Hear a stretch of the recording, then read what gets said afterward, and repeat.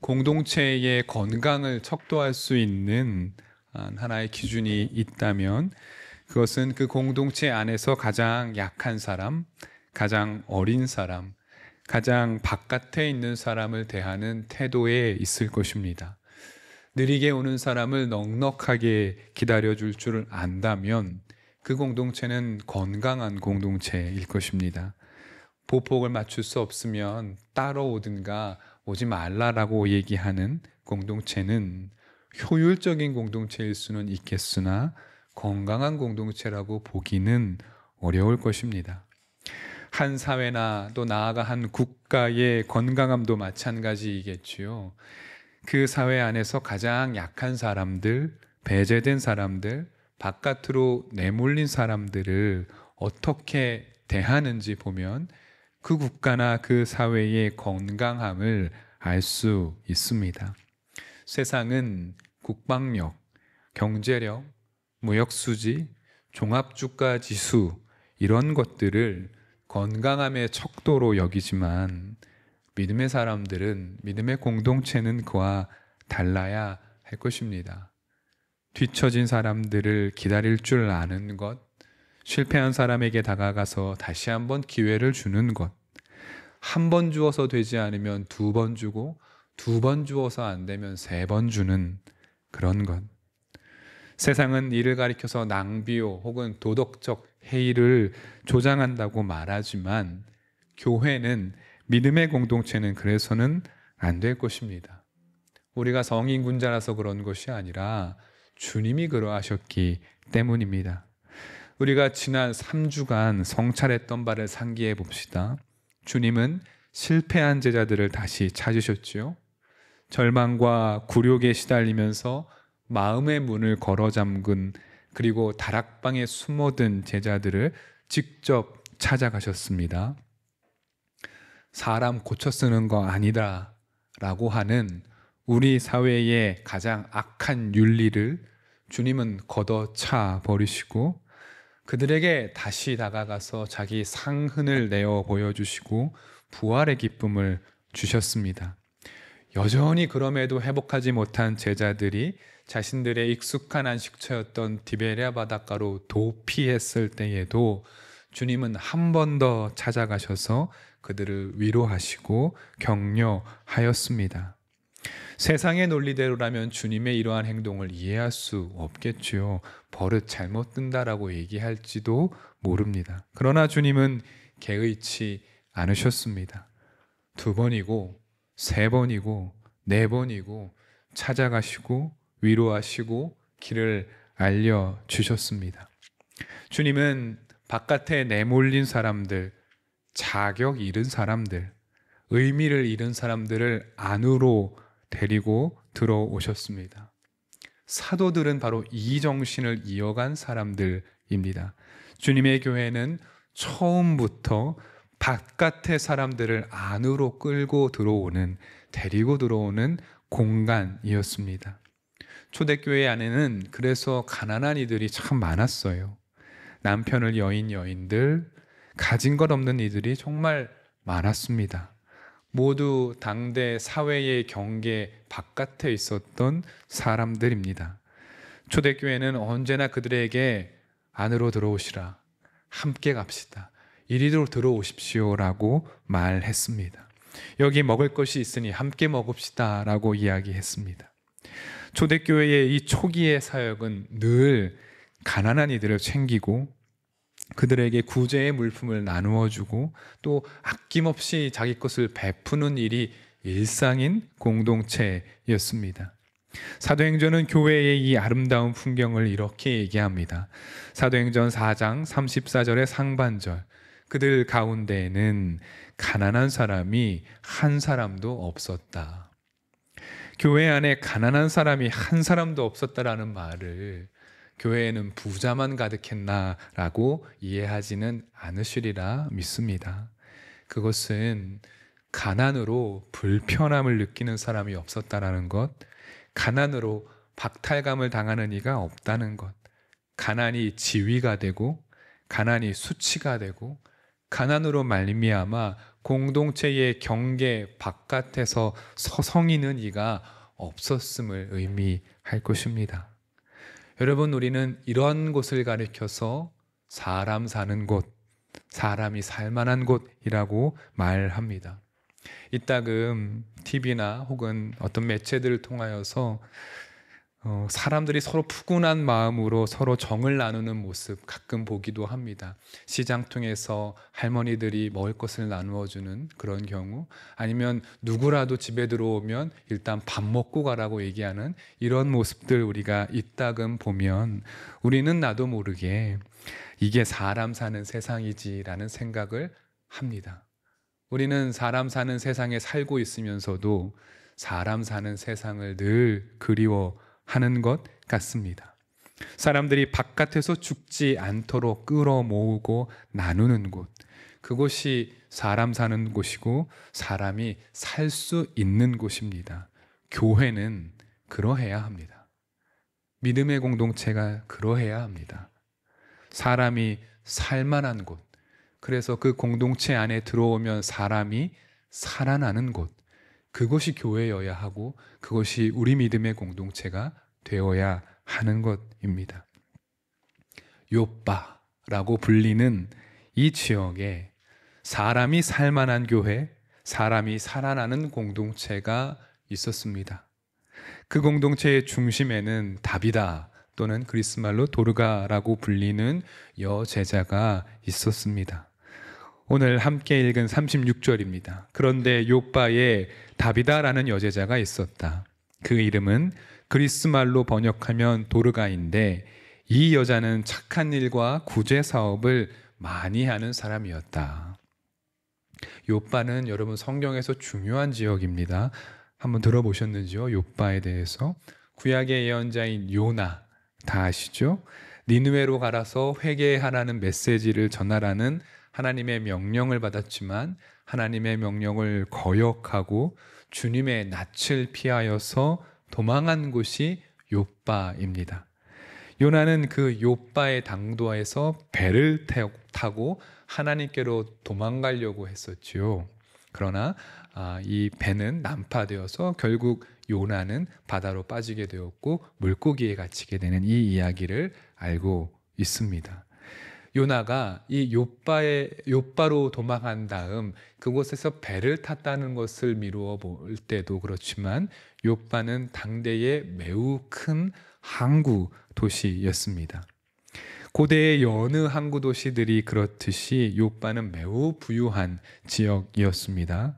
로마 제국은 일찌감치 이 요빠라는 항구 도시의 잠재성을 확인하고 요빠를 점령해서 제국의 속국 도시로 만들었습니다. 여느 도시들이 그렇듯이 이 화려하고 부유한 동네인 항구 도시 요빠에는 언제나 후미진 골목길이 있었습니다. 그 골목길에는 늘 가난한 사람들, 힘겨운 사람들이 내쳐져 있었습니다. 부유함과는 관계없는 사람들이 요빠의 뒷골목, 요빠의 경계 바깥에 늘 존재했다라는 말입니다. 도시의 가난한 이들은 도시 바깥으로 내몰리기 일쑤였고, 그리고 그렇게 내몰린 사람들은 대부분 여성들이었습니다. 다비다는 이 내몰린 여성들을 끌어모은 여인이었습니다. 풍요의 도시에서 사라진 여인들, 주로 고아이거나 남편을 여했거나 아무런 재산을 갖지 못한 채 쫓겨난 여인들, 그 여인들을 다비다는 품어 안았습니다. 다비다는 풍요의 그늘에 가려진 여인들을 찾아다가 자기 집으로 데리고 와서 먹이고 살폈습니다.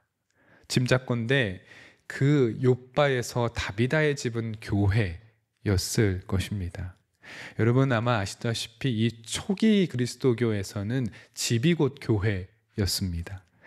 그러니까 사람들을 좀 모으고 할 수 있는 비교적 넉넉한 공간이 있는 집이 그 지역 공동체의 교회 역할을 해야 했기 때문입니다.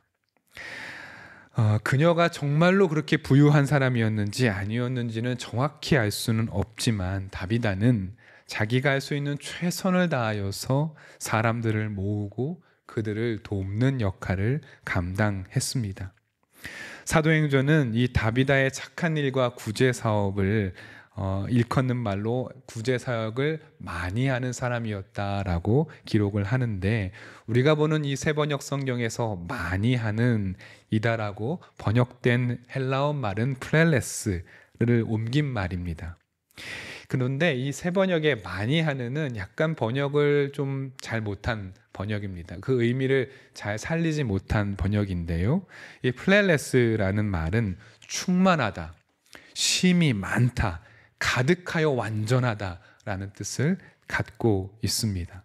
그러니까 단순히 구제 사역과 착한 일을 많이 했다라는 것이 아니라 쉼이 많이 했다, 넘칠 정도로 충만할 정도로 이 일을 가득 했다라는 의미를 가집니다.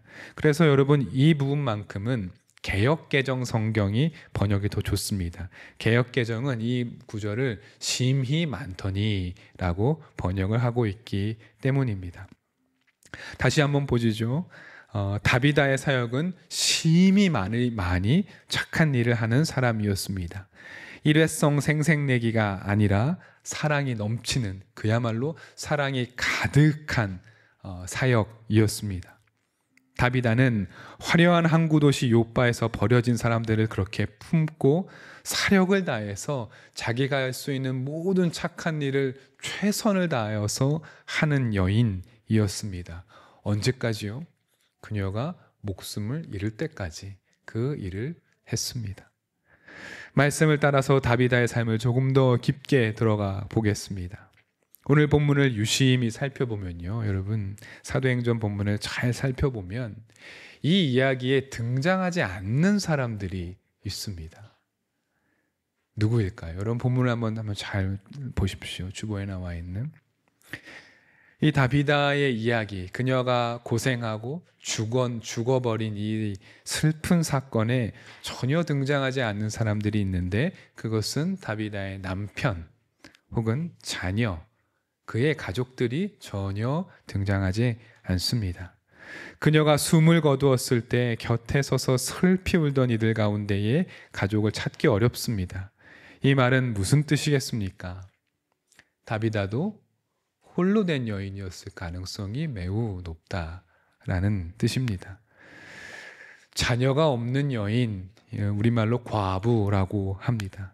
혹은 자녀가 있었다면 아주 어렸거나 아니면 버거운 삶을 버텨내지 못하고 자녀들 역시 미리 세상을 등졌을 가능성도 있습니다. 여러분, 이 시기, 그러니까 1세기 유대 팔레스타인 땅에서 남편과 가족을 잃은 여인은 그 유대 사회 안에서 가장 취약한 계층, 가장 낮은 계층이라고 볼 수 있습니다. 하여 다비다는 살기 위하여서 모진 일을 마다하지 않았을 것입니다.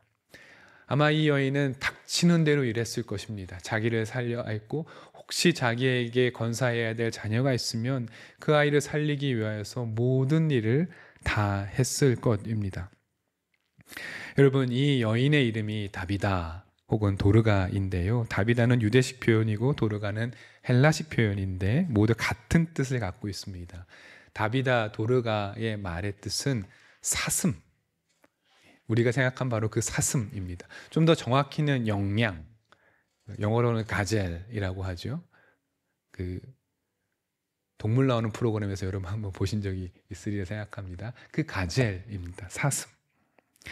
그러니까 다비다의 부모가 이 갓 태어난 이 딸 아이인 다비다에게 사슴이라는 이름을 붙여준 것입니다. 딸에게 사슴이라는 이름을 붙여준 의미가 여러분 무엇이겠습니까? 사슴처럼 곱고 아름답게 살라라는 뜻이겠죠. 사슴처럼 우아하게 살라라는 뜻입니다. 구약에서 사슴은 여러 가지 의미로 나오는데 아가서에서 아름다움, 품이 있음, 우아함 이런 의미를 나타낼 때에 아가서에서 사슴과 같다라는 표현을 갖고 있습니다. 그러니까 유대의 부모님이 다비다, 이 어린 아기에게 다비다, 사슴이라는 이름을 주어졌다는 것은 예쁘고 아름답게 커라, 귀하게 크라라는 의미가 있었을 것입니다. 그러나 여러분 말씀을 통해 유추해 보면 이 다비다라는 여인이 사슴처럼 살았는가라고 하면 그러지 못한 가능성이 더 많습니다. 어쩌면 다비다는 자기 이름이 원망스러웠는지도 모르겠습니다. 자기의 이 고된 삶을 보고 이 고되고 힘든 삶을 그리고 높은 가능성으로 홀로 된 여인으로 살아가는 자기의 삶이 이렇게 괴로운데 내 이름이 사슴이라니 이 얼마나 괴리가 있습니까? 그러나 다비다는 운명을 탓하지 않고 그 운명에 복속되지도 않았던 강한 여인이었습니다. 그녀는 살기 위해 투쟁했고 그리고 점점 형편은 조금씩 나아졌습니다. 삶이 조금씩 나아지자 그녀의 눈에 들어온 이들이 있었습니다. 바로 자기와 처지가 비슷한 여인들, 힘없고 내쫓긴 여인들, 남편을 여의고 자식을 잃은 여인들, 사회에서 천대받는 여인들이 다비다의 눈에 들어오기 시작했습니다. 여러분, 어렵게 살다가 형편이 좀 좋아졌다고 해서 갑자기 남들을 돕고 사는 거 어려운 거 다 아시죠? 그렇죠? 내가 취업만 하면 내가 뭣도 후원하고 뭣도 하고 하는 생각 다 아시잖아요. 잘 안 되죠. 어렵게 살다가 형편이 나아졌다라고 해서 갑자기 어려운 사람들 돕기 매우 어렵습니다. 살림이 좀 피면 구제하는 일에 동참하고 돕는 일에 헌신하겠다라는 말처럼 공허한 말이 없습니다.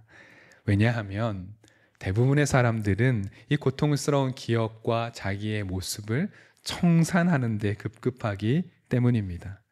그리고는 자기는 한 번도 가난해 본 적이 없다는 듯이 행동하고는 하지요. 하지만 다비다는 달랐습니다. 같은 처지의 여인들이 당하는 고통을 모른 채 하지 않았습니다. 그녀들의 고통을 끌어안았습니다. 다시 말씀드리지만 여러분, 형편이 나아졌다라고 해서 가난한 이들, 어려운 이를 돕는 것 쉬운 일 아닙니다. 다비다가 구체적으로 어떤 일을 했는지도 본문을 통해 우리는 알 수 있습니다. 39절의 하반절 말씀, 과부들이 모두 베드로 곁에 서서 울며 도르가가 그들과 함께 지낼 때에 만들어준 속옷과 겉옷을 다 내보여 주었다. 다비다가 숨을 거두었을 때 그녀 곁에 있었던 다비다의 도움을 입었던 많은 여인들이 베드로가 오자 베드로에게 생전에 다비다가 자기들에게 지어주었던 속옷과 겉옷을 다 내어 주었습니다. 아마 베드로 사도에게 얘기했겠죠. 사도 이거 보십시오. 이것이 도르가가 다비다가 우리를 위해서 기어준 옷들입니다 라고 보여주었을 것입니다. 여러분, 1세기 팔레스타인에서 이 속옷과 겉옷은 오늘날과 그 의미가 완전히 다릅니다. 여러분, 지금에야 옷이 넘치는 시대죠. 옷은 언제나 없는 거 아닙니까? 그렇죠? 옷장을 아무리 열어도 옷은 없습니다. 그것이 옷의 신비인데 1세기는 달랐습니다. 옷은 거의 재산에 준하는 일이었습니다. 그리고 여러분, 속옷은 여러분들의 속옷은, 우리 인간의 속옷은 인간의 존엄과 관련이 있습니다. 속옷조차 없었던 여인들이 말하는 바가 무엇이겠습니까? 인간적 존엄을 갖지 못한 여인, 인간답게 살지 못했던 여인, 속옷조차 없었던 여인들, 사람이기 어려운 여인들이었다라는 뜻입니다. 자기 몸을 최소한으로 가릴 곳조차 없이 살았던 그야말로 가난하고 쇠약한 존재들이었습니다. 하여서 여러분, 다비다의 사역은 단지 형편을 낮게 만들어주는 수준이 아니라 인간적 존엄이 없었던 여인들을 사람으로 대하고 또 최소한의 존엄을 회복시켜서 그들을 사람답게 살게 한 것입니다. 이것이 다비다의 사역입니다.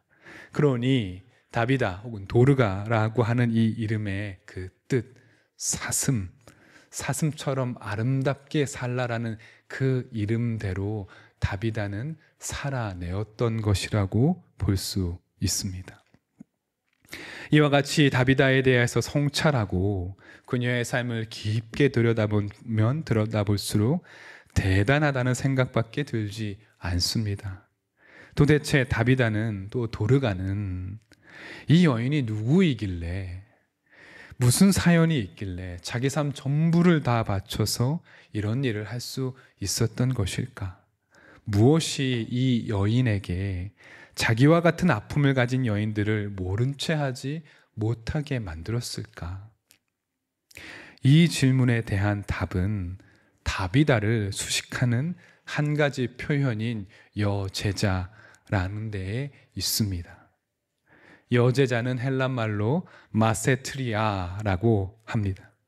남성 제자를 뜻하는 마세테스의 여성형이 마세트리아입니다. 그런데 여러분, 성경에는요, 제자라는 표현이 모두 다 남성으로만 되어 있습니다.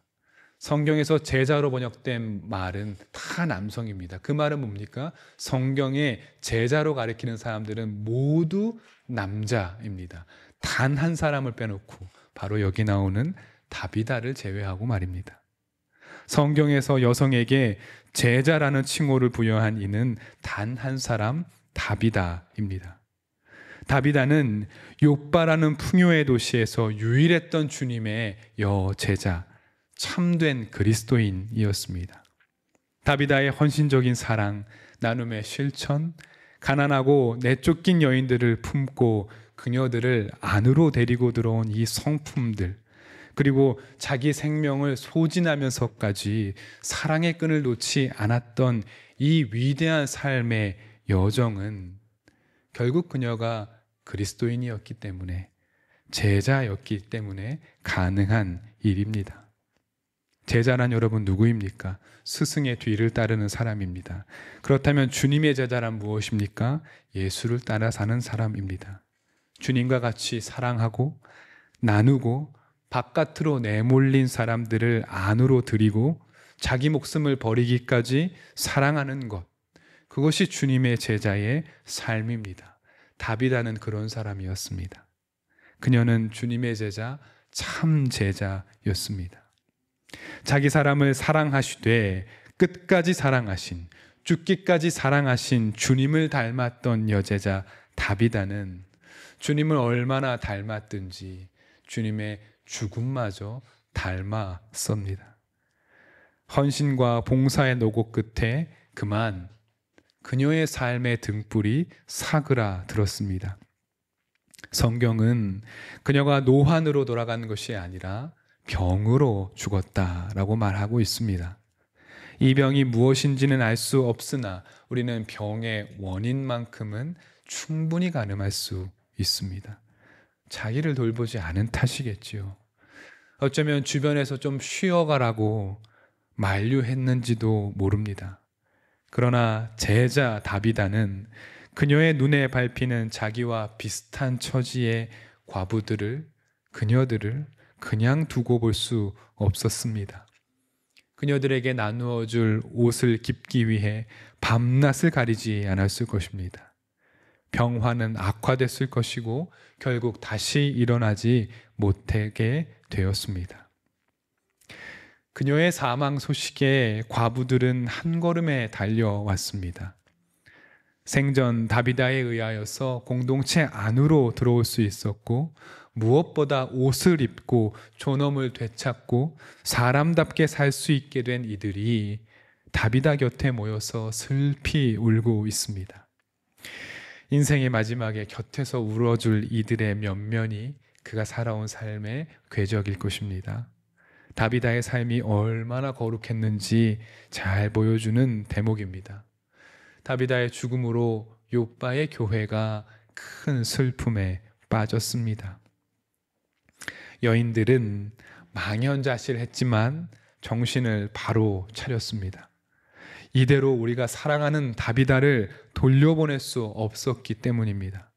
몇몇은 근처에 있다고 파악된 사도 베드로를 부르기 위하여서 달려갑니다. 나머지는 다비다의 시신을 씻기고 그녀를 다락방 위로 올렸습니다. 여러분, 시신을 씻기고 다락방에 올린 행동, 그리고 베드로를 부르는 장면은 결코 다비다의 장례식을 준비하기 위함이 아닙니다. 장례를 치르기 위했다라면 사도가 올 필요가 없었겠죠? 그리고 장례를 지낼 생각이었다면 여러분 유대 전통에 따라 무엇을 했겠습니까? 기름을 붓고 붕대를 감았겠죠. 나사로와 같이, 예수님과 같이.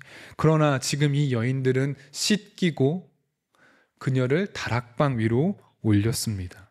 여러분, 초대교회에서 이 다락방은 단지 옥상 아래 작은 공간이 아닙니다. 다락방은 제자들이 부활하신 주님과 만난 공간입니다. 그리고 다락방은 제자들이 성령을 받아서 자신들의 사명을 깨닫게 된 공간입니다.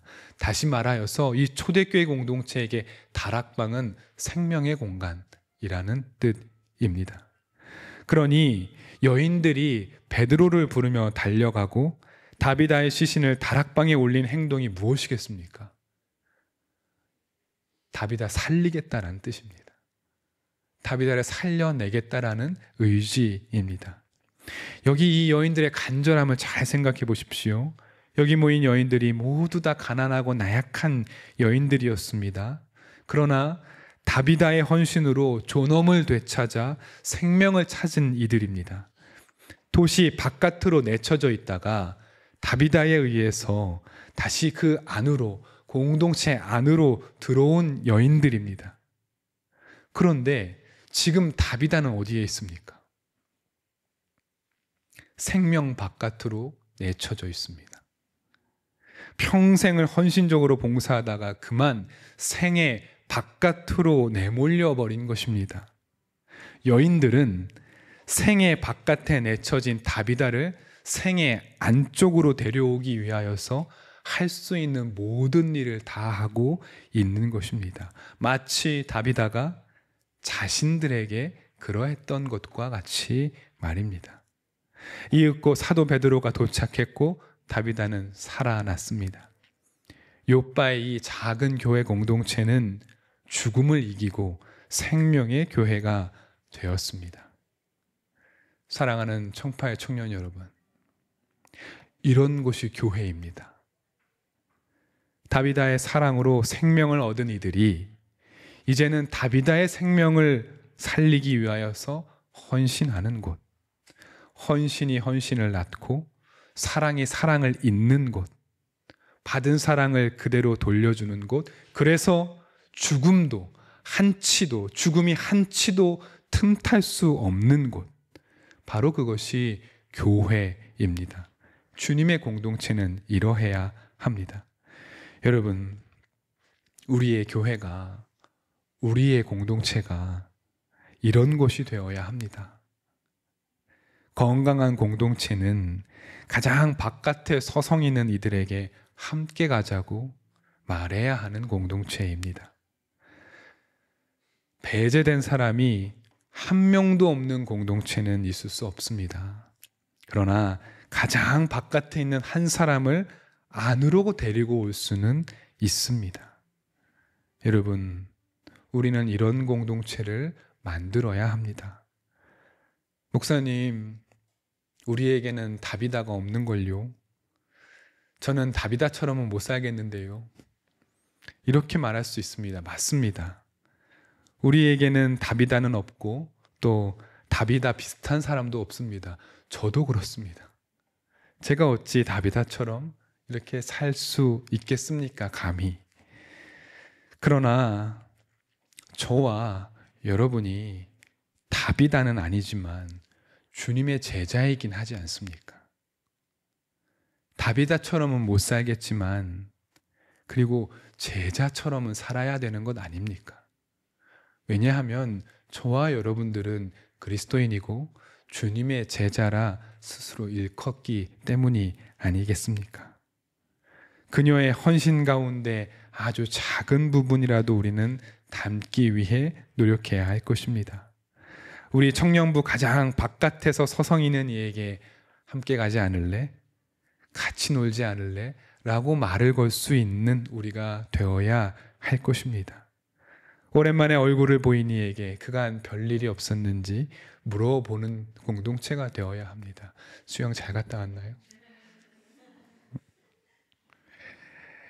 여러분, 다시 말씀드리지만 배제당하는 사람이 한 명도 없는 공동체는 없습니다. 그러나 가장 바깥에 있는 사람을 품어줄 수 있는 공동체는 될 수 있습니다. 우리가 작은 다비다가 될 때에 우리의 공동체가 생명이 움트는 생명의 공간이 되리라고 믿습니다. 그럴 때에 죽음이 이기지 못하는 공간이 될 것입니다. 우리 함께 이러한 공동체를 만들어가는 우리 모두가 되기를 바랍니다. 주신 말씀 기억하며 거듭의 기도를 드리겠습니다. 하나님, 고통당하는 자를 외면하지 못했던 다비다는 제자, 곧 그리스도인이었습니다. 우리도 제자고 그리스도인입니다. 사랑의 마음을 갖게 해주십시오. 사랑을 품고 안으로 끌어안는 우리가 되게 해 주십시오. 사랑이 사랑을 이어가고 생명이 생명을 이어갈 때 우리의 공동체는 죽음이 틈타지 못하는 살아있는 공동체, 주님의 교회가 될 줄로 믿습니다. 예수님의 이름으로 기도드립니다. 아멘.